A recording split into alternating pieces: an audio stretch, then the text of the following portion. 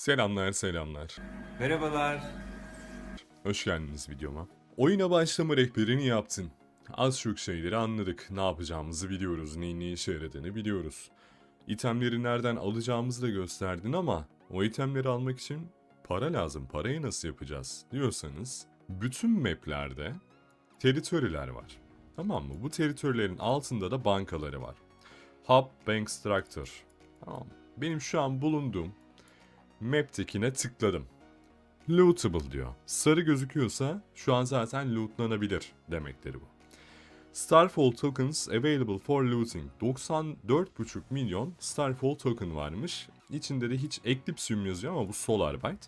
Solarbyte yokmuş. Ne kadar alacağınızı kişi başı loot'u şöyle hesaplıyorsunuz. 10'a bölüyorsunuz bunu. 94,5 ya. 9,450 almamız lazımdı. Eskiden böyle alıyorduk. Şimdi onu 4M'e düşürdüler. En fazla 4M alabiliyorsunuz. Peki bu solo yapılabilir mi? Gayet yapılabilir. Bakın geldim. Saldırıyorum. Şimdi bu arkadaşlarını çağırıyor arkadan. Onlar çağrıldığı zaman bu yapılamayacak duruma gelecek. O yüzden resetliyorum. Benim şu an üzerimde tier 11 bir bow var. Armorlarım tier 10 vesaire. Herkesin böyle olamaz. Olmasını beklemek çok saçma olur zaten daha yeni başlamış birisinin. Bunun ekstra bir yöntemi daha var. Bakın burada bir aracımız var. Hemen size onun ne işe yaradığını göstereyim ben. Şimdi buna bindiniz. Q spelline klavyeyle tıklamayın. Masumla tıkladım. Bakın görüyorsunuz. Sürüklüyorum. Bir kere tıkladım, masumu götürüyorum. Gördünüz mü? Buraya kadar görebiliyorum artık. Bu inanılmaz fazla hasar veren ateş topları fırlatıyor. Ve map'te de gözüküyorsunuz. Bakın böyle ateş topları gözüküyor. Hangi faction'dan birisi oturmuş onu dahi gösteriyor. Yani problem şu bunu yapmaktaki. Eğer map'te birileri varsa sizin bunu yaptığınızı görüyor. Zaten hangi guild'in şeyine saldırıyorsanız, teritorisine saldırıyorsanız o guild'e mesaj da gidiyor. Burası saldırı altında diye. O kişi yakınsa gelip sizi öldürebilir. Neden öldürebilir diyorum. Eğer tek başına yapıyorsanız bir karşılık verme şansınız yok. Adam şu an size saldırıyor olabilir. Görebileceğiniz tek nokta sol üstteki canınız. Ve zaten o saldırıyı gördükten sonra iş işten geçmiş demektir. O araçtan indiğimiz zaman 5 saniye cooldown yiyeceğiz. O 5 saniyede de yüksek ihtimalle bizi zaten öldürmüş olacaklar. O yüzden en azından bir kişi yanınıza bulursanız sizi uyarabilecek bunu kullanırken harika olur. Bakın birincisini öldürdüm. İkincisine geçiyorum. Bu sırada da 0'a 5 yazıyor bakın map'te. Onu sürekli kontrol ediyorum. Eğer sayısı artarsa yanımda heartbeat detektör diye bir şey getirdim. Onu kullanacağım. Nerede o insanlar yakınıma gelmiş mi diye görebilmek için. Bunu keseyim. Lootlama aşamasında tekrar geleyim ben. Evet, ikinci mage'i de öldürdüm. Şu an loot'u almamda herhangi bir engel yok. Gidip direkt alabiliyorum. Burada iki tane de normalde warrior olur. Tam ortadan gelirseniz şu çizgiden onlar sizi görmeden bunu alabileceksiniz. Şimdi bakın aldım, taşıyorum. 4M Starfall taşıyorum şu anda. Ve map'te de bütün map'lerde gözükeceğim. Şu an niye gözükmüyor? Buglandı muhtemelen. Normal şartlarda sarı bir şekilde benim loot taşıdığım gözüküyor. Şu an gözükmüyor. Muhtemelen diğer map'te düzelecektir o. Peki bunu nereye götüreceğiz? Ne yapacağız bununla ki o paraları alabilelim? Bunu hideout'unuza ya da nomad postunuza götürmeniz gerekiyor. Orada içeriye girdiğiniz zaman direkt otomatikman hesabınıza işleniyor bunlar. Bakın şimdi düzeldi. Diğer map'e geçtiğimde düzeldi. Böyle sarı parlak bir renkte benim onu taşıdığım gözüküyor. Bu map'te de hemen Nomad Post'um var. Nomad Post neydi? Hideout'umuz gibi olan küçük istediğimiz yere atabildiğimiz aynı şekilde Wartime'da yani ZVZ vakitlerinde kırılabilen daha dayanıksız yapılarda base gibi düşünün onu da. Oradan da pazara inebiliyorsunuz. Bir şeyler alabiliyorsunuz üzerinize vesaire. Şimdi 0'a 5 olduğu için detektörü çalıştırmıyorum. Çünkü zaten muhtemelen hiç kimse yok şu anda map'te. Kalabalık bir map'te onu çalıştırıp nasıl bir şey olduğunu size göstermek istiyorum. Böyle 3-5 saniyelik bir gecikmeyle insanların nerede olduğunu, nereye gittiklerini falan görebiliyorsun. Çok işe yarayan bir şey. Bildiğiniz Volek gibi yani, öyle düşün.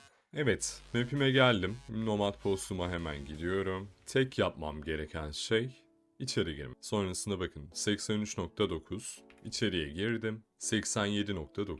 Nomad posta böyle. Buradan transportunuzu kullanabiliyorsunuz. İşte envanterinizi kullanabiliyorsunuz. Repair Station'ı, aynı şekilde Drifter Pod'u kullanabiliyorsunuz. Gayet kullanışı gayet güzel. Aynı şekilde pazara da gidebiliyorsunuz. Peki ben bununla uğraşmak istemiyorum. Yani bu birazcık riskli gözüküyor bana. Bunun dışında ne yapabilirim diyorsanız hemen şimdi ben morlar için olanı göstereceğim. Ama bütün faction'lar için aynı. Yani buralar başlangıç zonları arkadaşlar. Her faction'ın başlangıç zonları. Başlangıç zonlarında çok fazla tier 6, tier 7 kamplar, postlar olacaktır. Tier 5 dahil hatta, yani onları da kesin. Bunları çok fazla dönen insan olmuyor. Dolayısıyla siz gidip bunları tek başınıza keserseniz bakın birisi alıyor bunu mesela tier 8, tier 7 fark etmez. Post başına 500-600k hatta 1M'e yakın para almaya başlayacaksınız. Ben şimdi size bunu göstermeyeceğim. Ben size hem exp hem de para kasmak için en iyi yöntemlerden birisini göstermek istiyorum. O da oyunun statikleri. Hemen birine girip mesela burada varmış.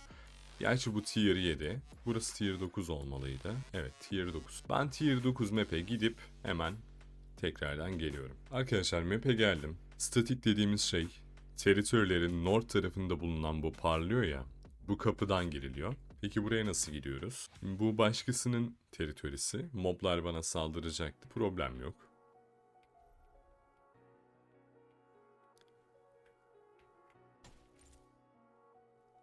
Girdim. Bu kadar basit.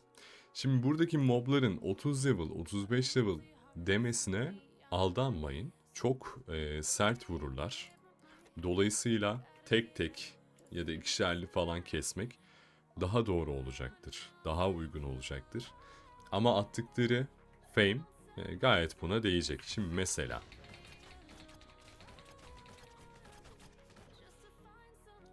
ne kadar fame attı bakalım? 157k bir tane mob attı. Şimdi bunlar, bu ikili mesela zor ölecek bir ikili. Biraz kayıtlaya. Biraz vaktimizi alsın.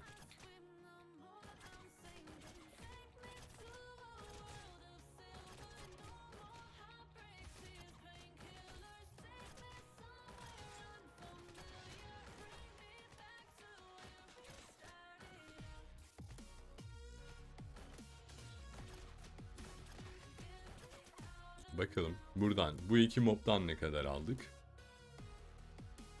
Göster. Niye göstermiyorsun? Göstersene.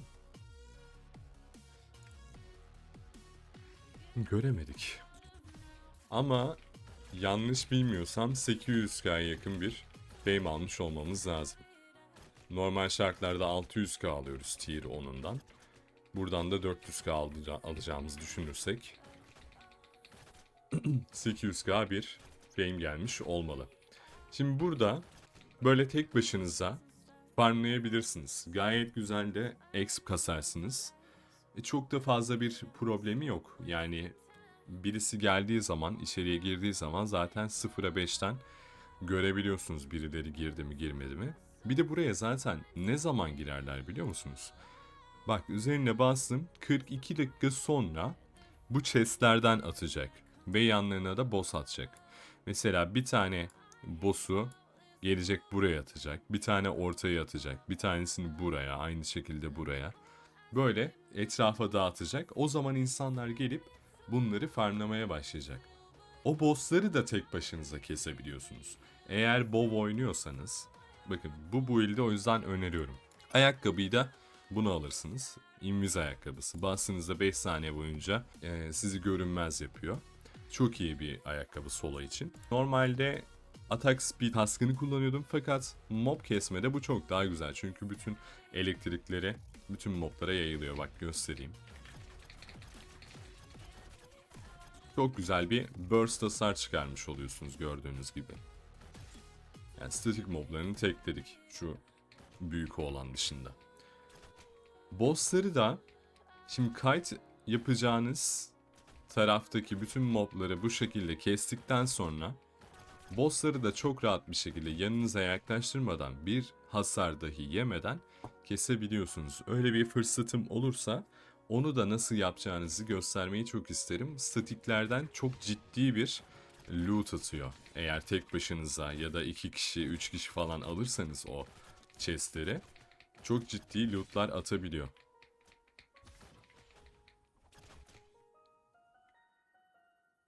Aldığımız fame'ler bug'a mı girdi ha? Tamam. Şu 3 mobtan mesela 470k gelmiş. Yani oyuna başladıysanız veya işte azıcık deneyiminiz olduysa ne kadar fazla fame attığını zaten anlıyor olmanız lazım. Arkadaşlar selam, bu kısımda ses olmayacak. Burayı sonradan kaydediyorum. Tier 11 map'in statiğine, Volt'una girdim. Burada 3 tane mavi chest'in boss'unu keseceğim. Attığı loot'u, boss'ları nasıl tek başıma kesiyorum onu görmeniz adına burayı kaydettim tamamen. İyi seyirler.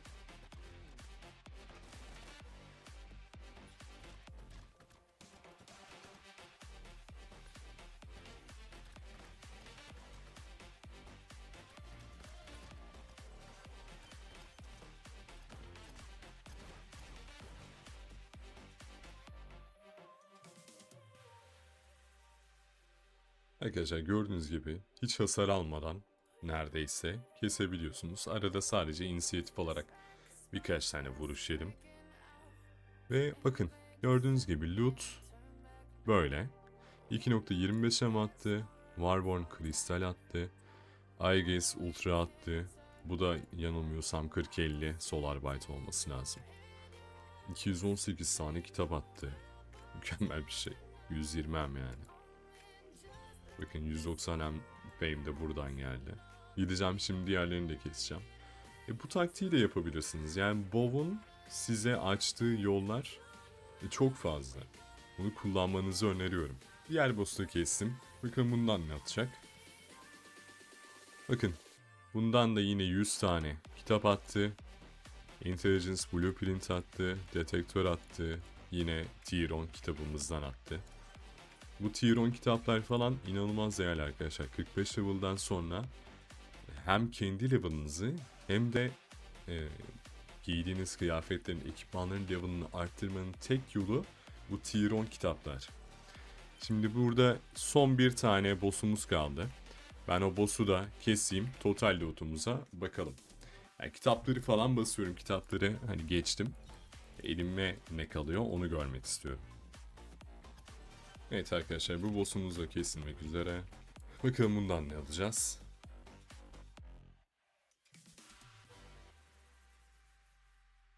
Gördüğünüz gibi arkadaşlar.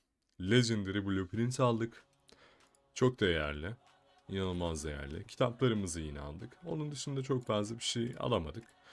Ama Legendary Blueprint zaten bütün bu efora değiyor. Yani gördüğünüz gibi bütün bunları yapmanız çok basit. Tier 11 olmanıza ihtiyacınız yok. Silahlarınızın işte 40'larda olmasına gerek yok. Ben 3 dakikada 4 dakikada kesebiliyorsam siz 6 dakikada 7 dakikada kesin 10 dakikada kesin fark etmez. Yani Legendary Blueprint alabiliyorsanız inanın bana çoğu yapılan content'ten çok daha değerli bir şey yapıyorsunuz demektir. Şimdi bir de kontrol etmeye geldim. Ne kasmışız, ne düşürmüşüz, ne kadar para bıraktı bize diye. Evasion Striders'ın blueprint'i 340'tan gidiyor. Bu armor olduğu için birazcık düşük. Warborn Crystal 15 diyelim biz buna. 30 da bu. Intelligence Weapon Blueprint. Yani 400 Solar Byte kasmışız. Pardon, daha bu var. Bu da aynen dediğim fiyatlardaymış. 55. Yani 450-460 civarında bir Solar Byte kastık. Bunun yanında çok güzel bir Fame kastık. Azıcık da ve çok fazla bir şey kasamadık herhalde. 3M falan olsa gerek kastığımız para. 3M de para kastık. Gayet güzel. Arkadaşlar yani yapılabilecek çok fazla content var. Ben en mantıklılarını size sunmaya çalışıyorum. Şimdi üzerinden bir tekrar geçeyim. Fame için en iyi content statikler ya da burada Vault diye geçiyor az önce yaptığım. Aynı şekilde para için de en iyi contentlerden birisi o. Ben sadece mavi chestleri alabildim. Diğerlerini kesmişlerdi. Fakat mor chestleri de, altın chest'i de tek başınıza alabiliyorsunuz. Ama bu gerçekleşir mi? Bence gerçekleşmez çünkü çıktığı gibi onları almaya gelen bir ekip oluyor zaten. O ekiplere dahil olmanız daha mantıklı. Özellikle de altın chestleri alabilmek için. Çok güzel blueprintler atıyor içerisine. Çok fazla fame kitabı atıyor. Çok fazla Starfall token atıyor. Yani lootları çok daha iyi. Ama bunların yanında o mavi chestleri de genellikle dönmüyorlar, bırakıyorlar. Onları gidip solo bir şekilde tek başınıza ya da bir arkadaşınızla hemen 2 dakikada alıp çıkabilirsiniz. Çok basit gördüğünüz gibi. Bunun dışında para için bankaları almanız, o gösterdiğim turret taktiğiyle. Ona ne yapabilirsiniz? Bakın şunu söyleyeyim. Hemen göstereyim size. Şimdi tek başınızdasınız. Yalnızsınız, arkadaşınız yok, tamam. Öncelikle arkadaş ediniyorsunuz. Hemen geldik, baktık. Burada light yazdım, light turret geliyor.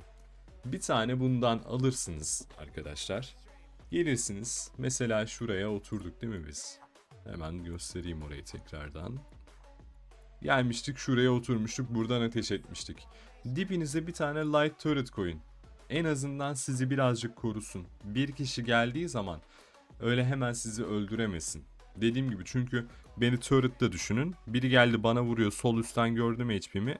İndiğim saniye 5 saniye cooldown yerim, geçmiş olsun, öldüm. Ama turret'im varsa beni koruma şansı yüksek. Onun dışında build'lere bir sonraki videoda değineceğim. Şu an istediğinizi kasın, yani ben meta build'lerden bahsedeceğim. Ama bu build'e şöyle, şu build'i kullanabilirsiniz PvE için, yani mob dönmek için. Çok iyidir. Bu arada mob dönmek için diyorum.